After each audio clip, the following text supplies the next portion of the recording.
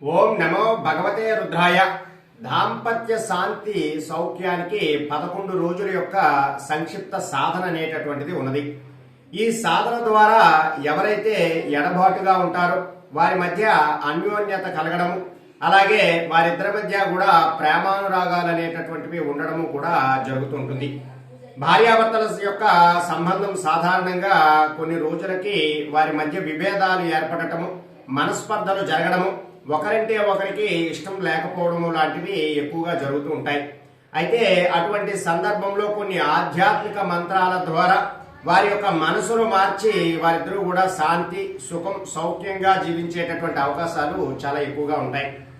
అయితే ఇప్పుడు నేను చెప్పబోయేటటువంటి ఈ 11 రోజుల సంక్షిప్త సాధన ద్వారా ఖచ్చితంగా భార్యాభర్తలు ఇరువురు కూడా ఒక్కటి అయి వారి మధ్య సంతోషం అనేటటువంటిది ఖచ్చితంగా కలిగి మానసిక ప్రశాంతత కూడా ఉండి మనశ్శాంతిగా జీవించేటటువంటి అవకాశాలు ఎక్కువగా ఉంటాయి. అయితే దీనికోసం 11 రోజుల పాటు ఈ సాధన అనేటటువంటిది చేయాలి.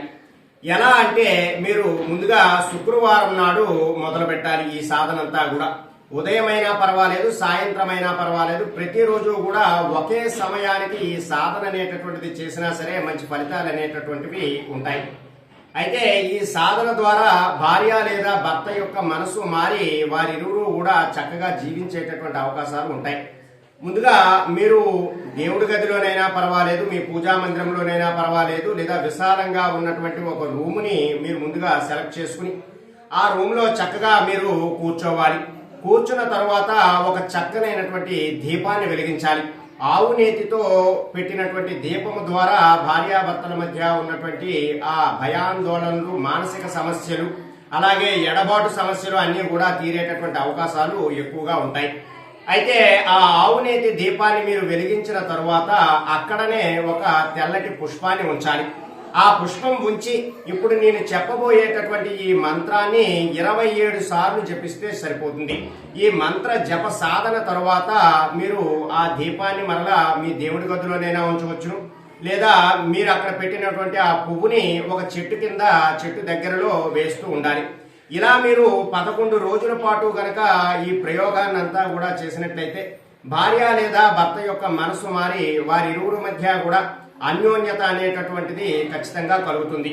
కాబట్టి ఎవరైతే ఎక్కువగా ఎడబాటుగా ఉండి ఒకరంటే ఒకరికి విభేదాలు ఉంటూ మనస్పర్ధలు ఉంటూ ఇబ్బంది పడుతున్నారో వారు ఈ మంత్ర జపం ద్వారా ఖచ్చితంగా మంచి ఫలితాలు అనేటటువంటివి చూస్తారు. కాబట్టి ఈ మంత్ర సాధన అనేటటువంటిది ఎవరైతే సమస్యతో ఎక్కువగా ఇబ్బంది పడుతున్నారో వారు ఆచరించి మంచి ఫలితాలు పొందడానికి ప్రయత్నం చేస్తూ ఉండాలి. అయితే ఈ యొక్క ఆధ్యాత్మిక మంత్రాల ద్వారా పూర్తిగా మనిషిని మారుస్తామా అంటే అలా కాకుండా మనకి ముందుగా మానసిక ప్రశాంతత అనేటటువంటిది అలవాటు అవుతుంది. ఇద్దరి మధ్య కూడా కోపోద్రేకాలు, ఒకరంటే ఒకరికి ఇష్టం లేకుండా మాటకి మాట పెరుగుతూ ఉంటుంది. అయితే ఈ మంత్ర సాధన తరువాత మనం కోపం ఉన్నటువంటి సమయంలో కూడా మన మాట అనేటటువంటిది తప్పుగా మాట్లాడకుండా ఉండే అవకాశాలు అయితే చాలా ఎక్కువగా ఉంటాయి. అయితే కొంతమంది తెలుసో తెలియకో కోపంగా మాట్లాడుతూ పక్కవారిని దూషిస్తూ వారిని ఇబ్బంది పెడుతూ ఉన్నటువంటి సమయంలో ఇటువంటి బంధాలన్నీ కూడా విఫలమవుతూ ఉంటాయి. తద్వారా వారి మధ్య మనస్పర్ధలు, ఎడబాటు అనేటటువంటిది మొదలవుతూ ఉంటుంది. ఈ మంత్ర సాధన ద్వారా ఖచ్చితంగా సమస్యలన్నీ కూడా తగ్గి వారిరువురు కూడా ఒక్కటై మానసికంగా సంతోషంగా కూడా జీవించేటటువంటి అవకాశాలు ఎక్కువగా ఉంటాయి. అయితే ఆ మంత్రం ఏమిటి అంటే ఓం హ్రీం క్లీం దాంపత్య శాంతి సౌఖ్యాయ నమః. ఓం హ్రీం క్లీం దాంపత్య శాంతి సౌఖ్యాయ నమః.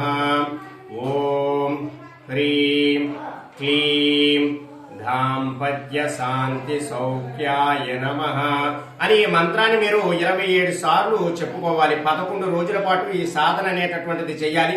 ఒకే నిర్దిష్ట సమయానికి చేస్తే అద్భుతమైనటువంటి ఫలితాలు ఉంటాయి. మీరు పెట్టినటువంటి ప్రతి పువ్వుని కూడా ఏదో ఒక చెట్టు దగ్గర వేయడం ద్వారా మనకి ప్రకృతి ద్వారా కూడా కొంత మానసిక పరమైనటువంటి శాంతి లభించి తద్వారా మనం చేసినటువంటి ఆ మంత్ర జపం అనేటటువంటిది ఖచ్చితంగా ఫలిస్తుంది. కాబట్టి ఎవరైతే భార్యాభర్తల మధ్య ఎడబాటుగా ఉండి ఇబ్బంది పడుతుంటారో, మనస్పర్ధలు ఉంటాయో ఒకరి మాట ఒకరికి గౌరవం ఉండకుండా ఉంటుందో అటువంటి సందర్భాలలో ఈ మంత్ర జపం అనేటటువంటిది చేసుకుని అద్భుతమైనటువంటి ఫలితాలు పొందడానికి ప్రయత్నం చేయండి. సర్వే జనా సుఖినో భవంతు. శుభం.